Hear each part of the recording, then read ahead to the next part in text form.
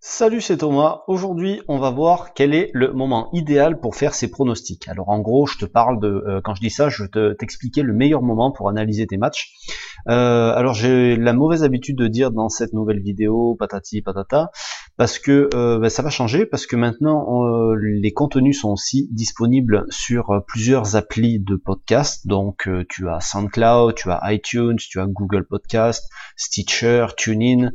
Et d'ailleurs, n'hésite pas à t'abonner si tu préfères écouter de l'audio plutôt que de voir les vidéos, parce que dans les vidéos enfin plutôt dans les contenus comme celui que je suis en train de faire là, t'as pas forcément besoin de l'image, donc tu peux tout aussi bien l'écouter. Et si c'est plus pratique pour toi, je t'invite à me retrouver. Donc tu auras les liens en dessous de la vidéo sur toutes ces nouvelles plateformes.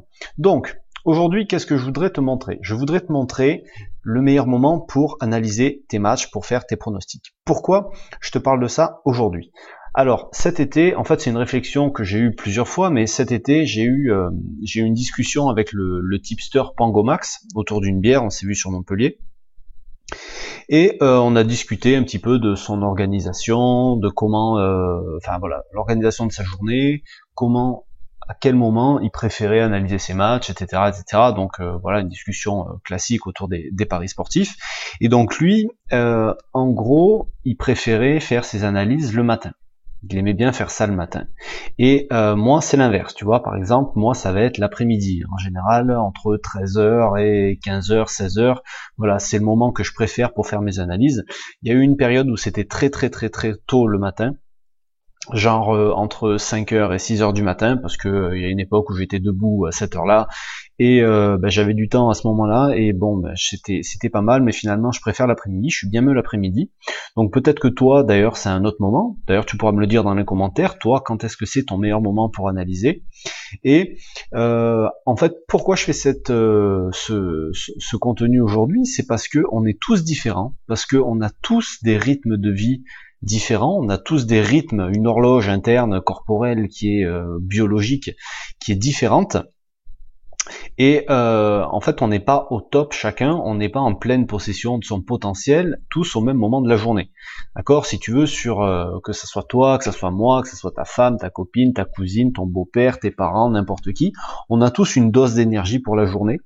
D'accord? Que ça soit physique, que ça soit mental, et on va être plus efficace à certains moments. Et quand tu es plus efficace, tu vas être beaucoup plus rapide pour faire les choses, et tu vas être beaucoup plus confiant en les faisant, et puis tu vas avoir des meilleurs résultats. Ça paraît logique en fait quand on le dit.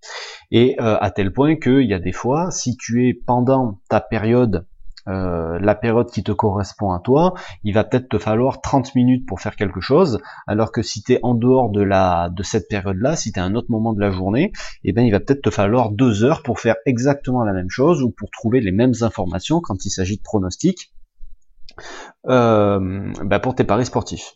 Donc, ce que je voudrais te montrer aujourd'hui, et c'est certainement quelque chose, c'est quelque chose qui m'a sauté aux yeux sur la plateforme de Blogabet, parce qu'il y avait un critère dans les statistiques des tipsters que je comprenais pas vraiment l'intérêt, et c'est vrai qu'en fait, maintenant ça m'a fait tilt, et je voudrais te le partager, je voudrais te le montrer, parce que vraiment, je pense que c'est quelque chose qui est important, et si tu tiens ton bilan sur une plateforme comme Blogabet, tu vas pouvoir connaître ce paramètre pour toi-même sans avoir à le chercher, d'accord? Parce qu'aujourd'hui, je vais pas t'apporter vraiment de réponse, parce que comme je te disais, on est tous différents, ça sera à toi de chercher la réponse, et tenir ton bilan sur un site comme Blogabet, si en plus tu souhaites devenir tipster par la suite, ça, c'est quelque chose qui va être vraiment intéressant, parce que, alors, là si t'es en audio tu verras pas, mais t'as pas besoin de voir vraiment, quand tu vas aller sur la page d'un tipster, n'importe lequel, moi j'ai pris un bel Ukrainien avec un beau t-shirt là, j'ai rien contre lui, je sais pas qui c'est juste que j'ai vu un mec, il avait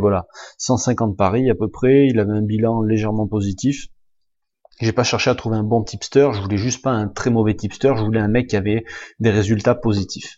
Donc, quand tu es sur la page d'accueil du tipster sur Blogabet, tu as un petit menu dashboard sur lequel il faut que tu cliques, et là, tu vas avoir un onglet statistiques. Donc, il faut que tu cliques sur statistiques, et là-dedans, tu vas avoir toutes les statistiques du tipster. Donc par sport, par catégorie, par type de pari, par mise, par bookmaker, par plage de cote et par hour of the day, par heure du jour, heure de la journée. Et c'est là que c'est intéressant, et c'est là que tu vas pouvoir trouver les moments où tu vas être le plus efficace. Parce que quand tu vas cliquer là, alors ça va être réparti, tu vois, entre 8h et midi, entre midi et 17h, entre 17 et 20h, et entre 20h et minuit. Et là, tu te rends compte que, par exemple, pour ce mec-là, eh ben, sur les pronostics qu'il a proposés, alors il n'y en a pas énormément, mais sur les 40 pronostics qu'il va avoir proposés entre 8h et midi, il est tout juste à l'équilibre, il est à -1 en profit, donc on va dire qu'il est à l'équilibre. Sur les pronostics entre midi et 17h, eh ben, il est à +30 de profit. Sur les pronostics entre 17 et 20h, ben, tu vois qu'il est à -5 de profit. Et sur les pronostics après 20h, donc là, il vaudrait peut-être mieux, alors il y en a très peu, mais si le nombre était conséquent ici, il vaudrait mieux qu'il arrête parce qu'il est à -12 de profit. Donc en gros, si tu veux, sa meilleure plage, sa plage dans laquelle il est le meilleur, alors là, si tu veux, je fais un raccourci parce que le nombre de paris est vraiment faible. Ça, tu t'en rendras compte sur un historique d'au moins 500 paris. Tu vas arriver à avoir une tendance. Lui, il a que 150 paris là. Mais en gros, tu vois que sa plage dans laquelle il est le plus performant, c'est entre midi et 17h. Et toutes les autres plages, ben, à la limite, il faudrait peut-être qu'il n'analyse pas du tout pendant ces plages-là, mais peut-être qu'il y revienne pendant la plage midi 17h pour vérifier si finalement son pronostic il est pas mal, ou essayer de ne faire uniquement que des pronostics dans cette plage-là. Et quand il peut pas faire de pronostics dans cette plage horaire-là, eh bien qu'il ne fasse pas de pronostics du tout.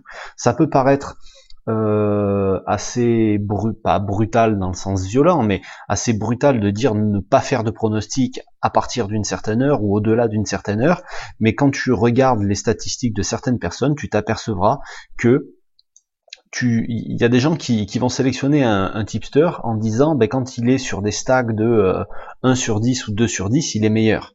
Mais tu vas avoir des mecs qui, il vaut mieux prendre ces sélections seulement entre midi et 16h, parce que c'est vraiment là qu'il est bon. Pourquoi on ne prendrait pas ce critère-là en compte? Tu vois ce que je veux dire? Et donc je pense vraiment que c'est un critère qui peut être utile à suivre, et qui peut te donner des très bonnes indications pour toi-même, si tu veux réussir dans les paris, et si tu veux voilà, être beaucoup plus efficace. On va aller voir ce mec-là, tu vois, par exemple, lui, il a 3400 paris dans son historique. Alors j'espère qu'il fait pas du pari live parce que bon, peu importe, on va aller voir ça. Donc je vais aller dans les statistiques de ce mec là. Alors si t'es en audio, t'inquiète pas, c'est pas très grave, je suis juste en train d'ouvrir la page sur internet. Alors est-ce qu'il fait du pari en live? Juste je vais vérifier ça. Il fait pas de pari en live, donc c'est parfait. Et donc ce mec là, si tu vas regarder les heures de la journée, eh ben tu t'aperçois que lui, quand il analyse entre midi et 20h, il est à plus de 100 unités de déficit. Sachant qu'il a un bilan de plus 400 unités, plus 400, enfin je sais pas si c'est des unités ou pas, j'ai pas regardé jusque là, mais sur un bilan de plus 400, toutes ces analyses entre midi et 20h, elles lui ont fait 100 euros, enfin 100 de profit en moins. Donc tu t'aperçois que ce mec là, il est en pleine nuit, de minuit jusqu'à 8h du matin, c'est là qu'il est le meilleur. Donc c'est ces pronostics-là, il a fait 366 de profit entre minuit et 8h du matin, pour un total de 402 de profit. Donc tu t'aperçois que ce mec-là, c'est vraiment là qu'il est le meilleur, donc à la limite, il pourrait s'arrêter dans les autres plages horaires de faire ses pronos. Tu vois, c'est ça que je voulais te montrer aujourd'hui, et vraiment c'est quelque chose sur quoi tu devrais te pencher pour tes propres paris et qui pourrait t'apporter des résultats qui sont surprenants. Sur ce, je te propose avant de partir, juste si tu veux recevoir mes conseils, mes prochains conseils, alors j'envoie des conseils aussi par mail, d'accord, exclusivement par mail. Tu pourras les recevoir si tu t'abonnes seulement, je te mettrai le lien dans la description, donc tu auras le lien pour t'inscrire voilà, à mes contacts. Et en cadeau, je vais t'offrir aussi 5 fichiers qui vont t'aider pour tes paris sportifs, et puis tu recevras tous mes conseils par mail, tous les prochains. Voilà, sur ce, je te laisse et je te dis à bientôt. Salut.